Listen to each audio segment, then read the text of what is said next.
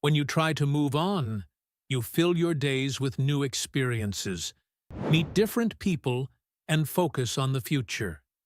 Yet, there they are, lingering in the back of your mind, appearing in quiet moments, as if refusing to be forgotten.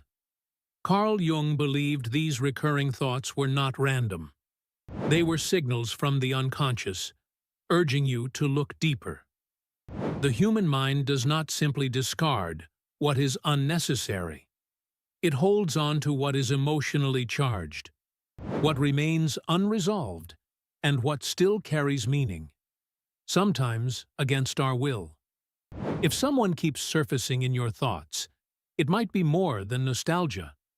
It could be a sign of an unprocessed psychological connection, something unfinished within the depths of your psyche. Jung's concept of the collective unconscious suggests that we are all linked by an invisible network of shared emotions, experiences, and symbols that transcend the individual. Some people imprint themselves onto this deeper part of us, their presence not just a memory, but a message. Often, these recurring thoughts are tied to emotions we have not fully processed: love, regret, admiration, resentment. Whatever the feeling, the fact that this person lingers in your mind means that your unconscious is still holding on to them for a reason. The mind does not replay what is meaningless. It fixates on what carries weight, on what demands acknowledgement. Unfinished emotional energy is another reason certain people haunt our thoughts. When relationships, encounters, or fleeting moments leave a strong emotional charge, they form imprints in the unconscious. Unlike the logical, time-bound conscious mind, the unconscious does not register days, months, or years.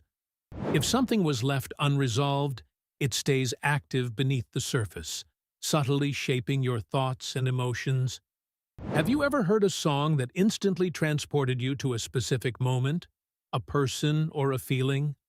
That's because the mind stores experiences in emotional clusters, where a single trigger can unlock an entire memory.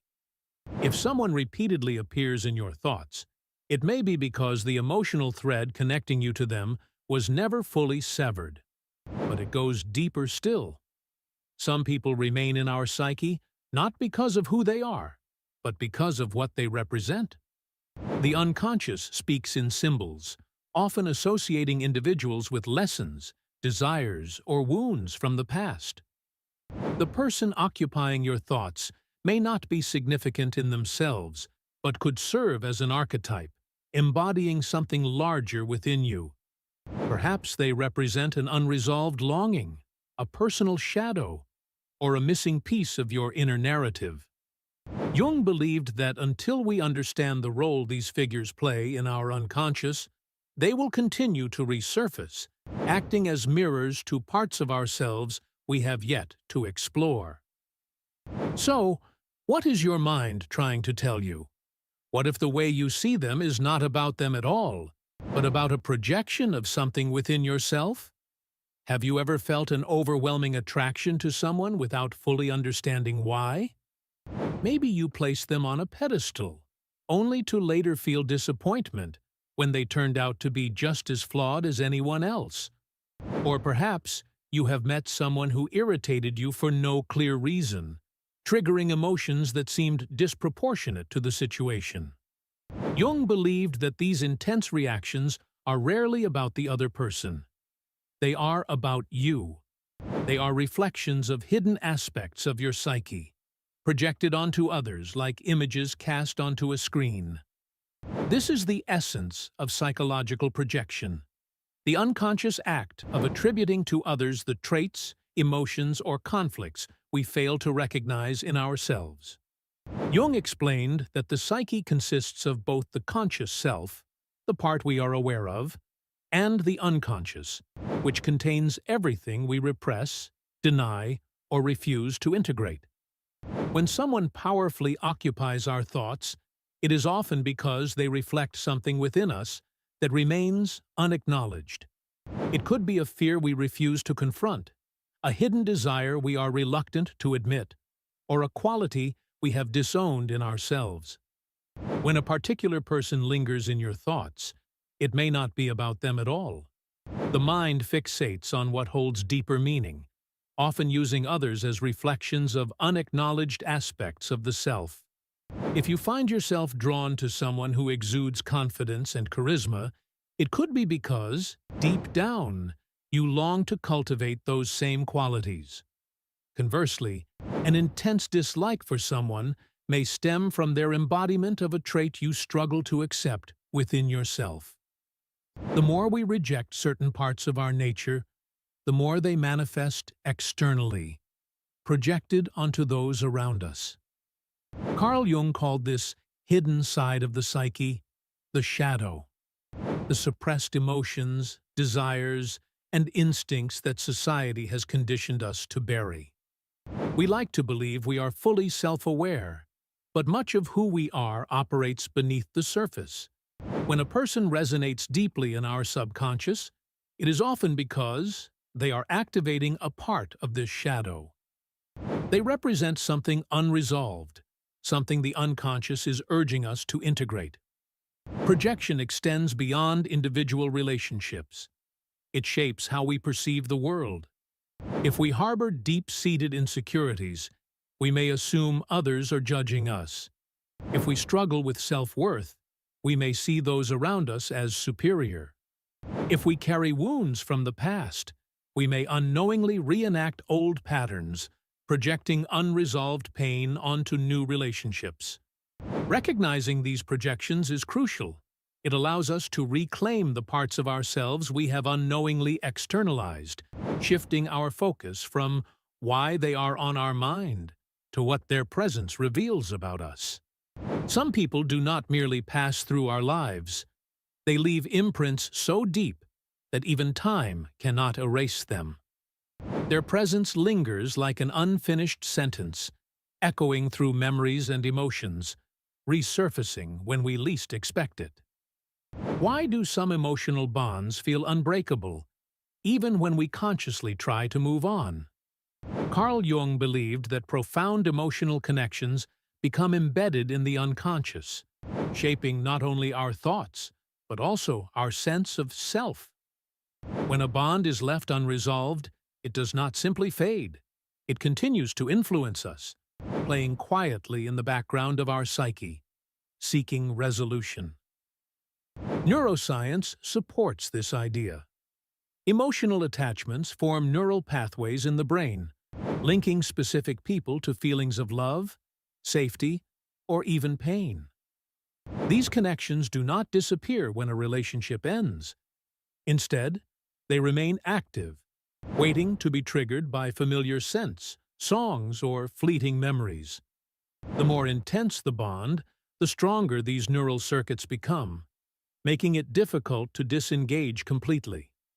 When emotions remain unresolved, whether due to heartbreak, regret, or unfinished business, the mind replays them in search of closure. But emotional bonds are more than just neurological imprints. They are deeply rooted in the unconscious, where unprocessed emotions take residence. Feelings we refuse to acknowledge do not vanish.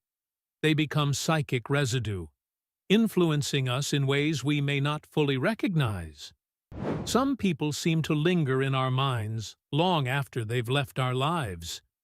It's as if they haunt us, reappearing in our thoughts without warning, stirring emotions we thought had settled.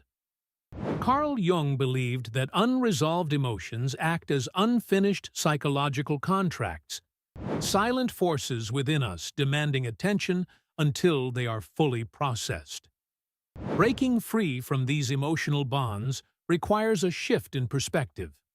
The first step is recognizing that our thoughts are rarely about the person themselves, but about something deeper within us. What emotions remain unprocessed? What lessons have yet to be learned? What part of ourselves is still entangled in that connection? Letting go isn't about forgetting. It's about integration. It means allowing ourselves to fully experience, process, and accept what was, so that it no longer exerts control over us. When we absorb the lesson, the mind no longer needs to obsess. But just when we believe we are moving on, the universe often seems to conspire against us. A song plays on the radio, bringing back memories. A name pops up in unexpected places. A chance encounter reignites old feelings. These moments feel too perfectly timed to be mere coincidence. What if they aren't? What if they mean something more? Carl Jung called this synchronicity, a phenomenon where seemingly random coincidences hold deep personal significance. It's the uncanny feeling that the universe is weaving together events in a way that defies logic. When reminders of someone keep appearing, when patterns emerge that seem beyond chance, it might be the unconscious mind reaching out, revealing a connection that has not yet been fully understood. Synchronicity is not just about coincidences aligning. It's about recognizing the meaning behind them. These moments often arise during times of emotional intensity, when the mind is preoccupied with unresolved feelings or unspoken desires. The presence of someone in our thoughts may not be arbitrary. They might represent a pivotal chapter in our personal journey, a lesson waiting to be understood. These synchronicities remind us that relationships, whether fleeting or long-lasting, are not accidents. They shape us, alter our trajectory, and leave imprints on our unconscious that can resurface when we least expect it. Every person we can't stop thinking about carries a meaning beyond their physical presence. They may serve as a bridge to our past, a lesson for our present, or a guide toward our future. At times, these experiences force us to question, is it all coincidence, or is there a hidden connection at play? The answer is rarely straightforward. These signs don't always provide clarity, but they invite curiosity. They urge us to explore the larger patterns in our lives, to reflect on why certain people remain embedded in our minds. The more we pay attention, the more we begin to see how our inner world and outer experiences are intimately connected. Sometimes, the people who occupy our thoughts are not just individuals. They evolve into something far greater. They become archetypes, universal symbols representing aspects of our own psyche. They may personify longing, loss, strength, or transformation. What they evoke within us is not necessarily about them, it's about us. They reflect desires we have ignored, wounds we have yet to heal, or paths we are meant to walk. Carl Jung believed that archetypes are primal images deeply embedded in the human psyche, shaping the way we perceive and interact with the world. These universal symbols influence our behavior, emotions, and even the way certain people remain fixed in our thoughts. Consider the mentor, the guiding figure who provides wisdom, helping us navigate challenges and inspiring personal growth. If a person from your past continues to occupy your thoughts, it may be because their presence awakened a lesson or transformation within you. Perhaps they weren't just a person in your life, but an embodiment of an inner guide pushing you toward self-discovery. Similarly, the lover archetype transcends mere romantic attachment. It represents a longing for deep connection, vulnerability, and acceptance. If someone repeatedly resurfaces in your thoughts, they might symbolize an unfulfilled emotional need or a part of yourself that is seeking to be acknowledged. Archetypes are not random. They emerge through the dynamic interplay between our inner and outer worlds. As we go through life, we encounter different figures who shape our development, each representing something essential to our journey. The warrior may challenge our limits, the victim may expose hidden insecurities, and the shadow may confront us with the darker parts of ourselves. The people who remain in our minds often act as mirrors, reflecting back the very qualities we are trying to integrate into our own lives. Yet problems arise when a person becomes frozen in the role of an archetype, when we idealize them so much that they cease to be real. In these moments, we strip them of their complexity, reducing them to a symbol of our own desires and expectations. This can make it difficult to accept their flaws, their evolution, or their eventual distance from us. The more we project an idealized version of someone, the more we risk disappointment when reality fails to match our illusion. But there is power in recognizing this tendency. The true lesson lies not in holding on to the illusion, but in understanding what this person represents within you. Their presence in your thoughts is a call for growth, a sign that your unconscious is asking you to integrate something missing from your own self-awareness. By acknowledging this, you shift the focus away from the person and onto what their presence is teaching you.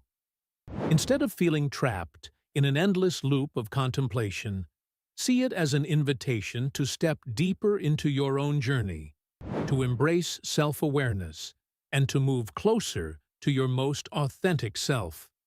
The key to freeing your mind starts with self-awareness. Take time to reflect on why this person holds such a powerful presence in your thoughts. What emotions surface when you think of them? Are you holding on to regret, longing, admiration, or even resentment? Perhaps they represent an unprocessed experience, a wound that remains open, or an aspect of yourself that you have yet to integrate. Journaling, meditation, or deep self-inquiry can help uncover these hidden emotional ties. Once you bring these subconscious patterns into awareness, you can begin the process of releasing them. Detachment is another crucial step. This does not mean erasing the person from your memory or denying their significance. Instead, it means shifting your focus from obsessive thinking to emotional neutrality. Detachment allows you to regain control over your inner world rather than being ruled by lingering emotions. True freedom from obsessive thoughts also comes through healing and personal growth. Jung's work teaches that the people who haunt our minds often symbolize aspects of ourselves that we need to embrace. They may represent a quality we admire but have yet to cultivate, a deep wound that still aches, or a lesson we have resisted learning. Instead of fighting these thoughts, allow them to serve as a guide toward greater self-awareness. What is this person showing you about yourself? What part of you still needs healing? By embracing these questions, you transform what once felt like a source of emotional turmoil into an opportunity for self-discovery. Through this process, you gain the ability to choose where you direct your mental and emotional energy. The person who once occupied your thoughts may still hold meaning in your life, but they no longer have power over you. You reclaim your focus, redirecting it toward your own growth and emotional well-being. When you reach this place of inner peace, your mind becomes free, not by forcefully forgetting, but by fully integrating what needed to be understood. As we've explored, the people who linger in our thoughts are not there by accident. They serve as mirrors, revealing lessons, unprocessed emotions, and hidden aspects of our psyche that seek recognition. By bringing these unconscious forces into awareness, detaching from emotional entanglements, and embracing growth, we can break free from the cycles that keep us stuck. Every experience, even the painful ones, holds the potential to help us evolve. True liberation comes when we stop resisting the journey inward and instead allow it to shape us into a more whole, self-aware version of ourselves. If this exploration of the mind resonated with you, be sure to give this video a thumbs up. It helps others find and benefit from this transformative content. Subscribe to our channel for in-depth discussions on psychology, philosophy, and personal growth, with fresh insights every day.